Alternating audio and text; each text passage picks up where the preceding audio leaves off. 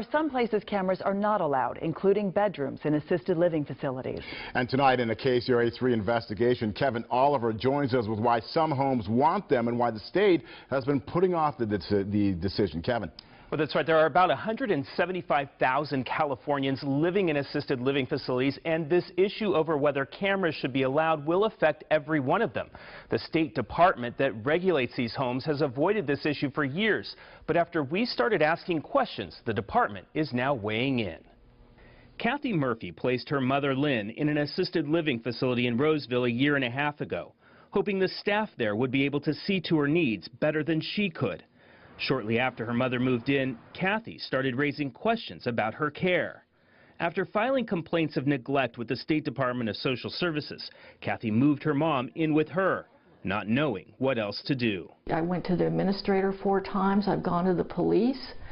What else is there? Murphy believes things might have gone differently had there been cameras in her mother's room.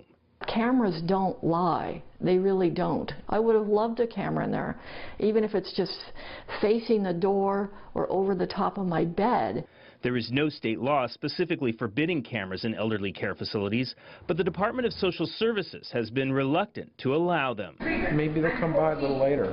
When Joe Balbus built a memory care center in the San Diego area, he went so far as to include cameras in residents' rooms. But he says he was told by the social service inspectors he wouldn't get a license from the state to open up if he turned those cameras on. So to open up and get a license, the cameras in the room were kept turned off. They have shelved our project, our appeal, our exception request for 3 years. They have just said we haven't had time to get to it. Balbus says they do have cameras in hallways and other common areas, which have helped explain things like how a patient ended up on the ground. We've had cases where people have fallen, and that if we would have had cameras, we could be able to know, were they just reaching for something in their nightstand? Did they get up out of bed and stumble on something on the floor? These are all preventative ways that we could take care of these people. The in-room cameras wouldn't have a live feed. The video would just be recorded to a computer drive, and they wouldn't be required, just an option for the resident or their family. Oh, it does work. I mean, I don't know what I'd do without them. Gerontologist Jacqueline DuPont insists it has helped protect residents at a home she runs in Orange County, the only facility in the state where cameras have been allowed in the rooms. Cameras were put in more than 15 years ago as a pilot program. Falls occur most often in the room. Abuse occurs most often in the room. Many things occur in the bedroom that don't occur in the hallway. So that's why it's critical. She has found it has protected the caregivers, too.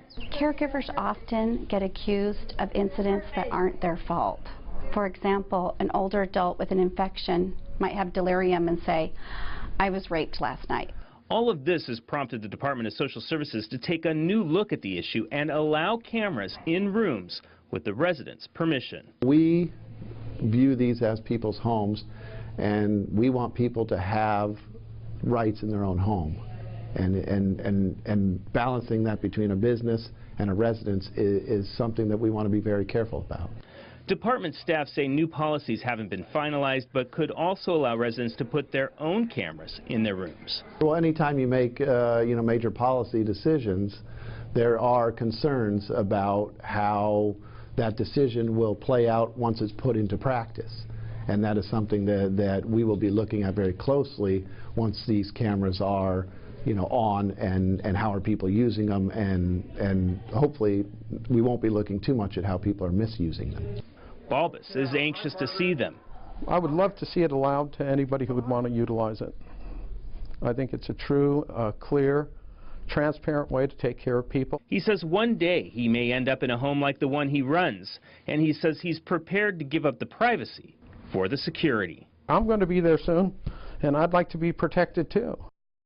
Now, Jacqueline DuPont says she has allowed some people to look at the security video in her home after their family member dies in their sleep. She says in those cases, the camera has also given the relatives some peace of mind just to be able